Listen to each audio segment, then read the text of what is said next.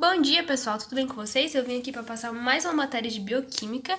No caso, hoje é a matéria sobre água. A água é a substância mais abundante nos seres vivos, mais ou menos aí 70% do peso da maioria deles é composto por água.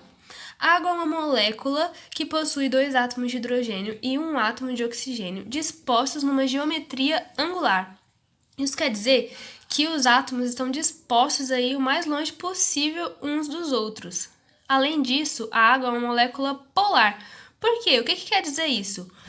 O oxigênio ele é um átomo muito eletronegativo. Isso quer dizer que ele atrai os elétrons para si. Então, quando você vê aqui a estrutura da água, você pode imaginar que nesse compartilhamento de elétrons, já que o oxigênio tem 6 elétrons na última camada e ele precisa de mais 2 e compartilha esses 2 com o hidrogênio, você pode imaginar que eles estejam dispostos dessa forma aqui.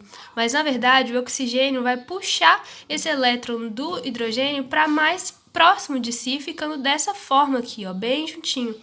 Então, vai se formar um polo que é positivo no hidrogênio, já que ele vai ficar faltando um elétron, já que o elétron dele vai estar mais próximo do oxigênio. Então, aqui vai ficar um polo positivo e aqui vai ficar outro polo que é negativo, já que o oxigênio vai atrair esses 2 elétrons para próximo de si. Agora eu vou falar sobre uma ligação muito importante que acontece na água, que é responsável pelas suas propriedades incomuns, que é a ligação de hidrogênio. Na ligação de hidrogênio, o polo positivo sempre é o hidrogênio e o polo negativo pode ser tanto o flúor, quanto o oxigênio, quanto o nitrogênio. Porém, a gente deve lembrar que em sistemas biológicos o flúor não está presente. Bom, quais são essas propriedades incomuns que a ligação de hidrogênio promove? Por exemplo, a tensão superficial. Como vocês estão vendo aqui no desenho, a molécula de água que está lá na superfície de algum córrego, de algum rio, ela não vai fazer ligação para cima, porque não tem nada para cima. Ela vai fazer ligação para os lados e para baixo, ligações de hidrogênio. Então, essa molécula vai ser, de alguma forma, puxada para o centro do líquido, formando o que chamamos de tensão superficial. E a formação do gelo? Vocês sabem como o gelo consegue ter essa estrutura tridimensional? É porque as ligações de hidrogênio no gelo estão... as ligações que essa molécula de água está fazendo é o número máximo de 4 ligações de hidrogênio. Então, ele adquire um formato tridimensional que tem essa forma de hexágono que eu tentei desenhar aqui para vocês. Outra coisa importante é que dentro desse hexágono, como vocês podem ver, tem um buraquinho, tem uma parte oca ali dentro que favorece com que o gelo diminua a sua densidade por causa desses buracos que tem nos hexágonos formados. Isso é importante porque vocês lembram que em lugares muito frios a água da superfície acaba congelando, mas não congela a água inteira e esse gelo não prejudica a vida marinha, já que acaba até isolando eles do frio e não sufoca eles, não mata os organismos que tem ali dentro na água. Outra questão importante é que quando a gente põe, por exemplo, o gelo num copo de água, o gelo vai subir. Por que ele sobe? Por causa desses espaços ocos que contribuem para que ele tenha uma densidade menor. Outra questão importante e interessante sobre essas propriedades incomuns é que quando eu junto, por exemplo, o álcool com uma água, o volume que vai formar das duas substâncias juntas é menor do que se eu somar o volume das duas separadas. Por que isso acontece? Porque, como vocês podem ver aqui, o álcool ele é um etanol e tem um OH aqui na extremidade da molécula. E esse OH, esse O especificamente, é um átomo eletronegativo e vai puxar o hidrogênio da molécula de água, formando então uma substância mais compactada. Essa mistura vai ser mais compactada, diminuindo seu volume.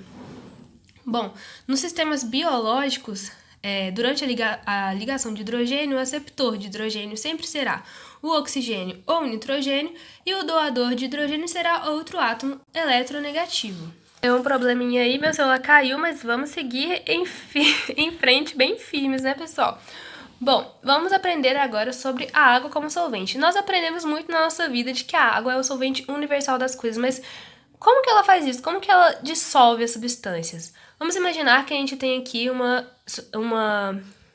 um cloreto de sódio, que é formado por dois íons, né, o NH+, e o Cl-, e eu vou misturar isso com a água. Quando esses íons entrarem em contato com a água, o que vai acontecer?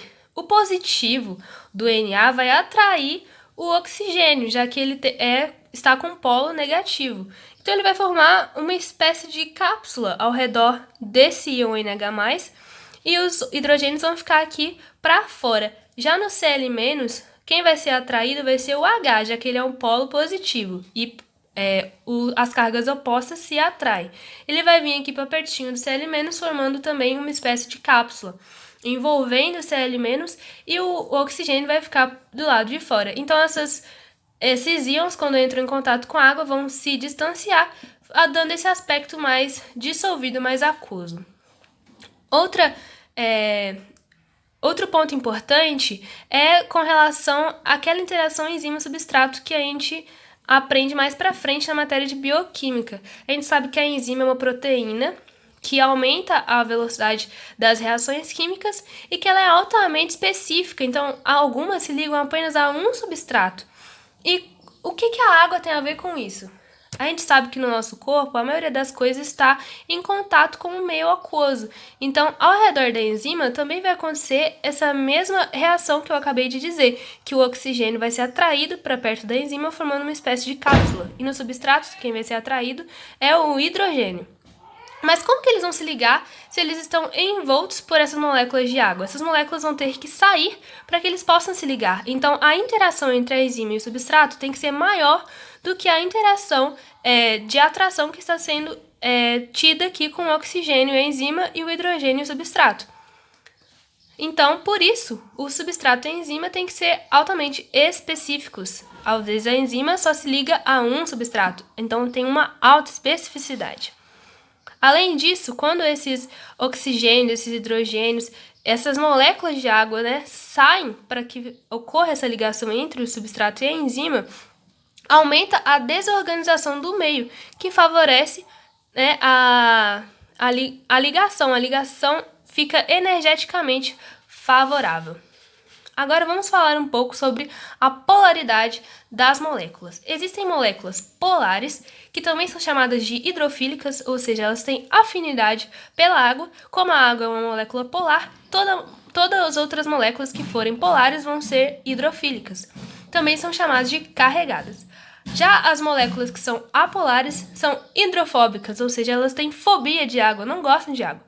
E as moléculas que são anfipáticas têm as duas coisas. Tem uma parte que é polar e tem outra parte que é apolar. Uma estrutura importante que acontece por causa dessas substâncias anfipáticas é, por exemplo, a membrana plasmática das nossas células, que é formada por uma dupla camada de lipídios, e de fosfolipídios. E essas moléculas são anfipáticas, ou seja, elas querem esconder a parte hidrofóbica delas. Então, só a parte hidrofílica fica em contato com a água. Portanto, favorece a formação, por exemplo, de micelas, que são uma espécie de bolinha que acontece justamente porque a molécula quer esconder a parte que é hidrofóbica dela. A gente pode observar esse acontecimento, por exemplo, no óleo. Quando a gente coloca o óleo na água, ele vai se envolver, vai ficar em formato de bolinhas, não é? Porque eles não se misturam com a água, exatamente porque eles querem esconder a parte hidrofóbica deles, de forma que só a parte hidrofílica fica em contato com o meio aquoso. Bom, pessoal, vou deixar essa parte aqui sobre descobrir como que eu descubro se a molécula é polar ou apolar para a próxima aula, tudo bem? É isso, espero que tenham gostado.